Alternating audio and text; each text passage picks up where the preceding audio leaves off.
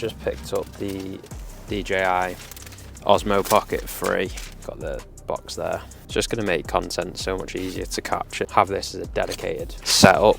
Just whip it out. It's already got audio. I don't need to faff about setting things up. Even the camera that I'm filming on and this on at the moment is just a bit awkward at times because you've got to plug things in. Even for these DJI mics that I've got here, you've got to plug the cable directly into the camera, which can get a bit annoying. This is the first clip I've ever captured on the DJI Osmo 3. Just picked it up from Curry's, so just unboxed it, put battery in, put an SD card in, just testing it out now. And as usual, got a monster on, not a monster, ghost on deck.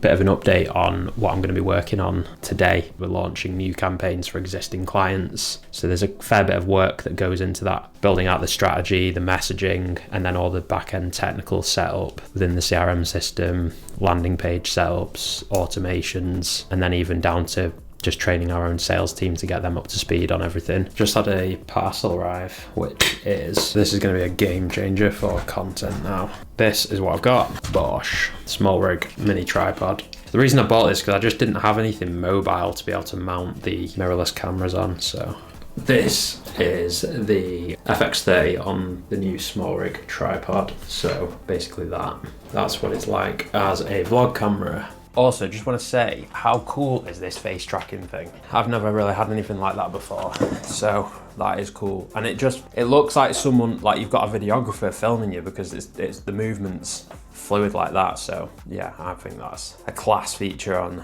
the Osmo. I've only really ever filmed on professional cameras, so I've got this one, which is the second camera I ever bought. This is the FX30, and I've also got an FX3 as well, which are great cameras. Obviously you get great picture quality out of them, but the Osmo, there's just far less hassle with getting it out, being able to film, and some of the features are just pretty cool, to be honest. And this was the first camera I ever bought, Sony a6300. I still kept it just for a few photos here and there, but I'm selling this now actually. Now I've bought the Osmo. Other DJI products I've had are, I had the DJI mics, which I'm selling those now as well, just cause I don't really use them that much. There's a bit of a fault with the receiver where it wasn't charging properly. And I've also got a DJI RS3 gimbal for my camera as well, but again, it's just a bit of a faff to set up when you just want to capture content on the fly. It's great for client work if you are filming for clients, but yeah, when you just want something you can pick up and capture content with, it's not ideal. So yeah, just they're the mics that I had, the original DJI mics. There's way more versions out now. Obviously you got the mic that comes with the DJI Osmo, which is a more updated version, and then you can also get the minis now as well. So I'm probably going to look at some kind of mic for my main vlogging camera setup, which at the moment is the FX30, until I get a wider lens for the FX3. So at the moment I'm just using my FX3 as a webcam. Bit overkill for a webcam, but it does produce great quality, so it's looks professional on client calls and things like that. Now I'm just going to crack on with some work again. I've got some AI appointment setters that I need to program for a client. We've got templates for clients that we just adapt based on certain elements, but yeah, I'll get back to you later on today. Finished work for the day. It's now 6:45. Been a pretty hectic day in terms of like mentally draining. So just to give you a bit of an insight into what I've been up to. Basically, this morning I got up probably around 7, jumped on my laptop, so just used that time to basically catch up on messages, plan things out for the day, and then after about an hour and a half at my desk, headed off to the gym, got a training session in, and then that way when I came back from the gym I knew exactly what I needed to work on for that day, or for today. I had a team meeting this morning with the appointment setters. Following that, also had 2 sales meetings which went pretty well. Had one with a practice owner. He owns 2 practices. He was previously a partner at a dental group that ran 40 practices across the country, but now just runs 2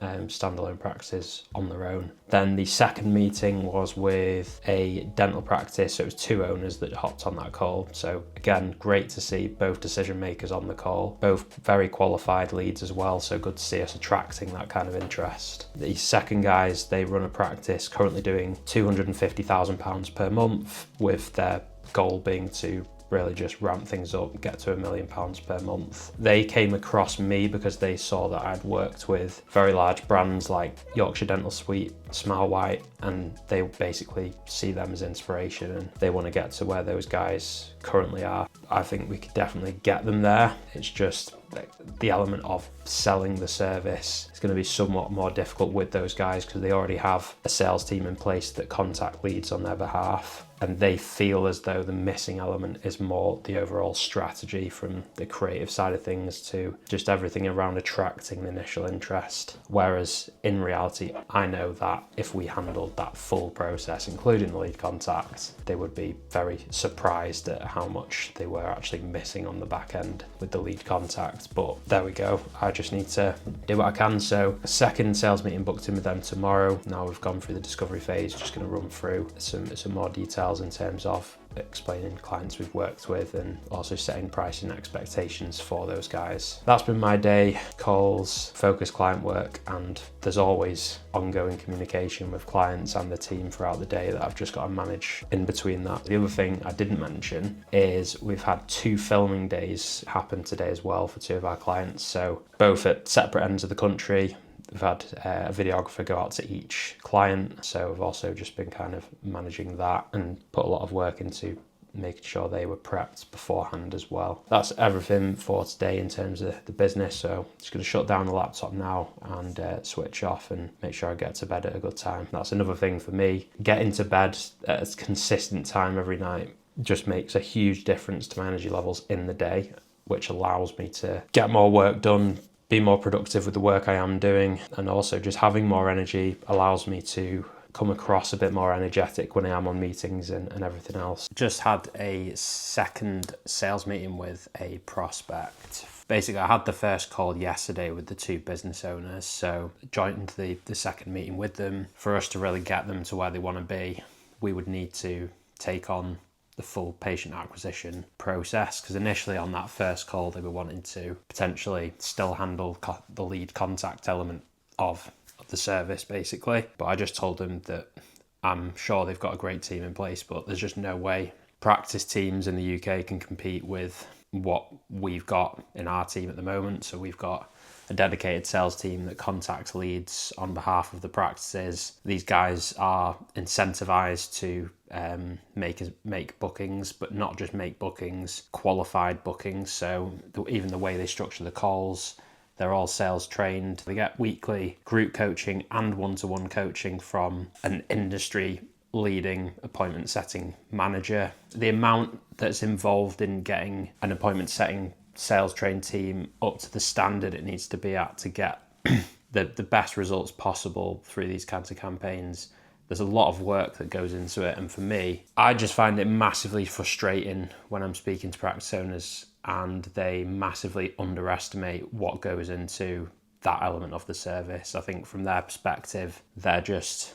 thinking it's someone phoning up a lead and booking them in and that's it, whereas it's not the case. There's a lot that goes into it. There's how fast you respond. So we respond 7 days a week out of normal business hours, at the weekends, when most practices are only really responding Monday to Friday between certain time windows. A lot of the time they're not responding as quickly as they should be, or they say they are, but realistically if we were to actually analyse things, the chances are they're probably not responding as quickly as they think they are. So that's another element with our team as well. We track all the data in terms of how many people they've called each day, how many people have answered those calls, how many appointments they booked, their average response times to new leads. There's just no way these practices can compete with that, but it's difficult to kind of relay that to practice owners who think they're getting good results, but they've got nothing they can't really compare it because they don't understand what they would get if they were to come on board with us, especially as there aren't really many agencies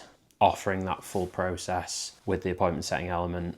And if they are, they're not doing it to the standard we're doing it. My conversion rate at the moment is extremely low and not really where I would like it to be, which I know exactly why it is. It's primarily down to the discovery phase of these meetings where I'm just not going in depth as much as I should be really. A big part of taking calls and structuring them from a sales perspective is that initial element of the call where you're finding out where someone currently is, what they're currently doing to bring in new business, and essentially uncovering where they are struggling or what challenges they're facing, because ultimately that's what allows us to identify if we actually can help people. But yeah, at the moment, that phase of the call with me is very kind of surface level. I'm not really going deep enough in uncovering how the challenges are actually impacting them, and by not solving it, what it's costing them basically. So that then leads to the remainder of the call becoming quite logical, as opposed to them feeling like they need our services and building excitement. So definitely things I can work on myself from a sales perspective.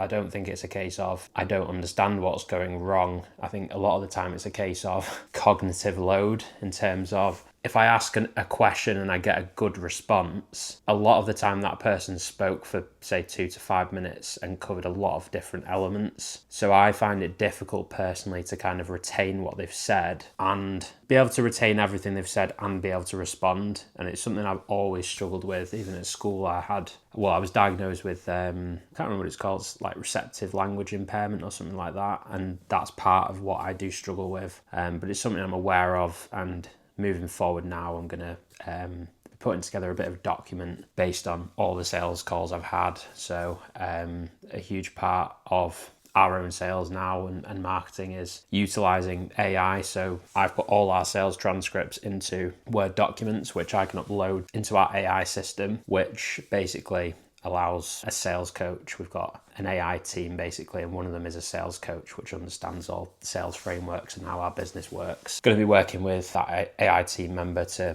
analyze the calls and put together basically a sales cheat sheet. So that'll help me somewhat when people are mentioning certain challenges, because often it's the same kind of things that commonly come up across practices. So it makes sense to put something like that together. You're going to be on the YouTube video, Dion. Phone up now. Bye. Bye. What I've been trying to do is kind of figure out what days are best for me to go to the gym. So the main priority for me is ensuring that I've got energy throughout the week to just perform at my absolute best with the agency at the moment, but also stay in shape as well, especially with summer coming up. That's obviously another thing to think about, but in terms of just performing at my best overall, it's something I'm always conscious about. The way that I've typically structured it is I've gone during the week. Over the past couple of years, I've found that if I train more than 2 days in a row, I do tend to get quite drained, and then it affects work, anxiety levels, things like that. So I've never really trained more than 3 days in a row for a good couple of years now.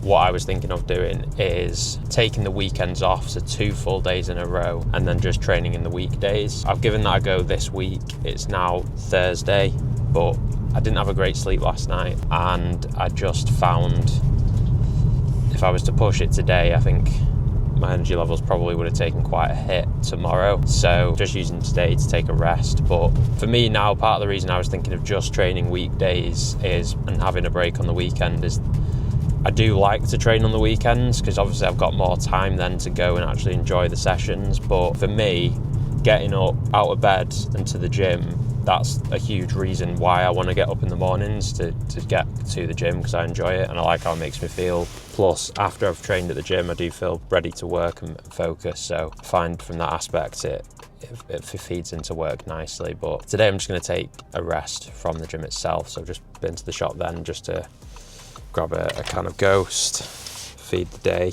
with that, and then I thought I'd just use this opportunity as well just to give you a bit of feedback on how I found the DJI Osmo since I've had it. So I got it on Sunday, so Thursday now, just under a week, and overall I've found it good. A lot of people are probably going to buy this camera for similar reasons I've bought it, which is they maybe have wanted to create content but felt friction in doing so in the past, and this kind of gives you no excuses to just pick it up and start filming. And I think from that perspective, people are going to love it, and I'm sure they do love it already. It's been out quite a while now. For me, there's no barrier to just pick it up and start filming. There's no excuse on that side, so that's been good. I've not actually put any of the footage onto the computer yet to look at it on the the main screen, but from the playback I've seen on the camera itself, quality looks very good. I've just got it in auto settings at the moment, so it adjusts the brightness. You can switch to manual and adjust the settings yourself, which I'm sure you can probably get even better picture out of it by doing that. And if I ever was needed to go to a client shoot with one of our videographers, I may even use this to capture some wide angle shots of the dental practices themselves. It's that good. And obviously because it's on a gimbal, all the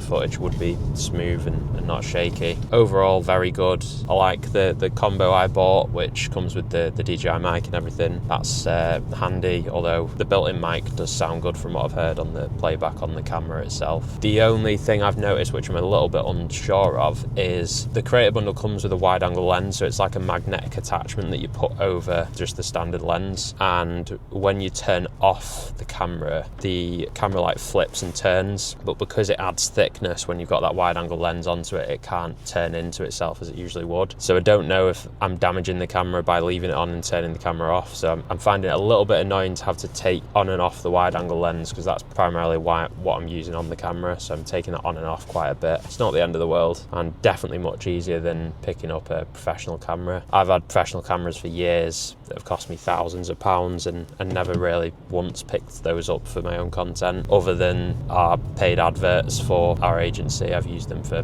professional production like that, but in terms of just capturing content like this, I've never used them for that kind of thing, because it's a bit more friction there to get them set up. There's a bit more to think about than this camera, which you can basically just pick up and start filming without needing to worry about the settings if you're leaving it in auto, and you can just trust the audio quality is good as well. The face tracking feature is cool as well. Like, it does give that look that someone else is actually filming you when you're moving around and the camera's moving as well, so that's been pretty cool. I've never had that on a camera before.